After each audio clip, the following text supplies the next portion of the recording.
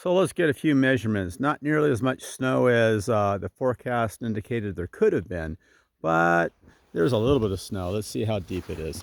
According to this, we got about 5.5 inches. But over here by the tractor,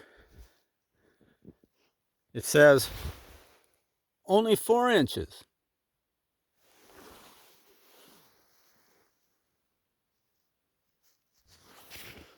Moving to the north side of the house, it looks like, almost 6 inches. So maybe 5 3/4, I don't know.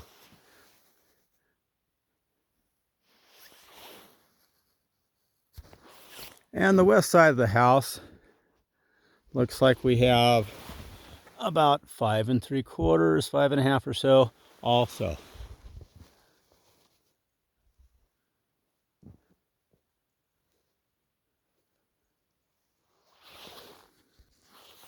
And one more measurement on the southwest corner comes out to just under 5 inches, it looks like. So I guess the consensus is somewhere just above 5 inches, 5 1/4, 5.5, I don't know. I took a few others that also hit up around 6, so I don't know, about 5.5 maybe, probably the safe bet, judging overall by the kind of the consensus of all the different measurements. So anyways, not nearly as much snow as was expected in the forecast, but still a pretty good amount of snow. But it'll probably melt off pretty good because I think Sunday we're supposed to be up to 51 degrees, and so it is probably not going to last very long. Now, I should note that although I officially live in Kennedy Meadows, I'm at 6,840 feet. The campgrounds are only like 6,140 feet. So that's a 700-foot difference. And that can make a bit of difference in the amount of snow that accumulates and how long the snow lasts on top of that.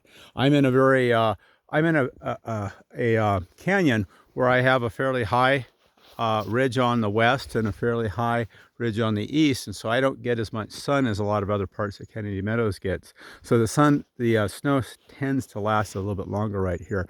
So if you're coming up this weekend for snow, I can't guarantee there'll be much, but there'll probably be some anyways. And so heading out toward the campgrounds is probably the best bet if you are interested in frolicking in the snow. You probably wouldn't want to go up to the high country into the rodeo flats out that way, because there's a good chance that the road is iced over and a bit dangerous. Even if you had chains, it'd probably not be a very smart idea to go out that way. But of course, you're free to do whatever you want if the gate is open, and that's of course if the gate is open.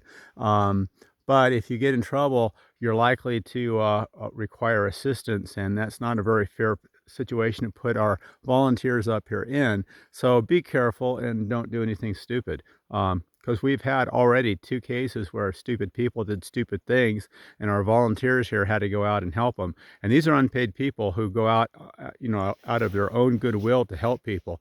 And so it's not a very cool thing to put those volunteers in a situation where they're expending their resources for someone who has just did something stupid, which is usually the case. At any rate, over and out.